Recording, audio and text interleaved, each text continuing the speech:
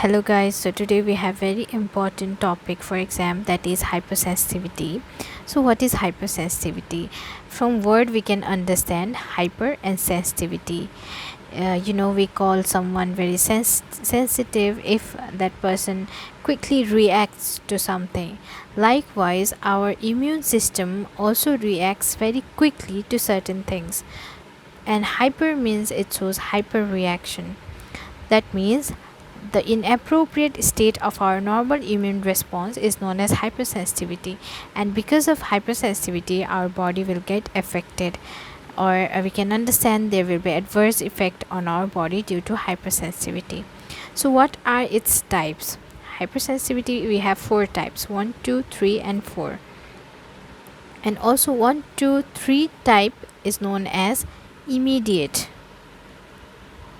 Immediate type is 1, 2, 3, while delayed, that means it will take time for the reaction to happen, that is type 4. So the time interval, I'm also going to tell the time interval. It is seconds to hours, seconds to minutes, while in delayed it is within 24 to 48 hours. So first three types is immediate type, while last type is delayed type. So next thing, what are the types? We can remember the types through mnemonics, that is AAIC. AAIC means type 1A, allergy and anaphylaxis, while type 2A is antibody to fixed tissue antigen, type 3I is immune complex disease, and type 4C is cell mediated hypersensitivity. Now I'm going to explain about first what is allergy and anaphylaxis. You can very easily remember by the word it is said allergy and anaphylaxis. That means if you are allergic to anything, the response showed by our body due to that allergic substance is known as type A sensitivity, hypersensitivity reaction. For example, allergic to penicillin. If you are allergic to certain medicine, like if a person A is allergic to penicillin, and by some mistake the person is inoculated with penicillin, and the reaction our body shows towards the penicillin is known as type A hypersensitivity reaction.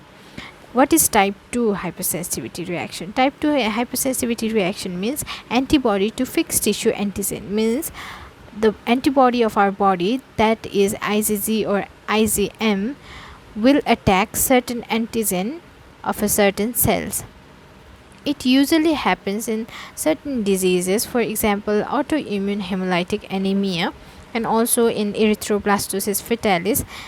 In this condition our body's IgE, IgM will attack the cell surface, attack the cell. Imagine this is a cell, and the antibody of our body will bind to antigen of the host cell, and after it binds to the host cell it will create damage here. It will create damage by the phagocytosis reaction or by lysis of target cells. It will create damage here, and from this damage we can see hypersensitivity reaction. So this kind of reaction is certainly seen in certain disease like autoimmune hemolytic anemia and also erythroblastosis fetalis. And next, type 3 hypersensitivity reaction is immune complex disease. That means the antigen antibody complexes.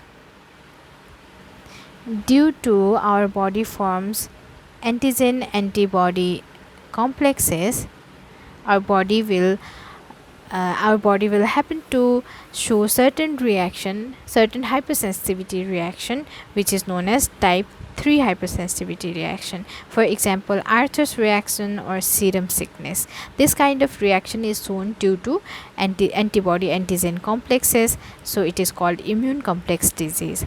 And what is type 4 hypersensitivity reaction? Type 4 hypersensitivity reaction is cell mediated hypersensitivity.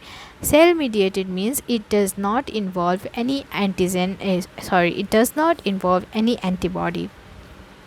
So it is directly cell mediated.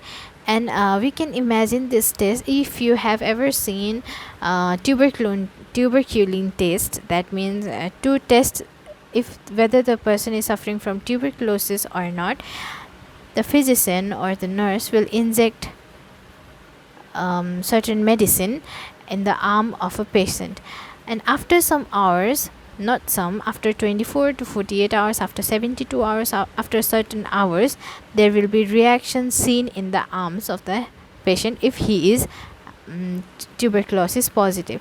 This kind of reaction is type 4 cell mediated hypersensitivity reaction. And also this is one of the example. Other example is transplantal reaction. So these are the 4 types of hypersensitivity reaction. And as I already said, this is cell mediated. That means no antibody is required here. While in type 3 and type 2, IgG and IgM is required, while in type 1, IgE is required to create the hypersensitivity reaction. So this is a clear and very easy overview of hypersensitivity reaction and its types. Okay, thank you.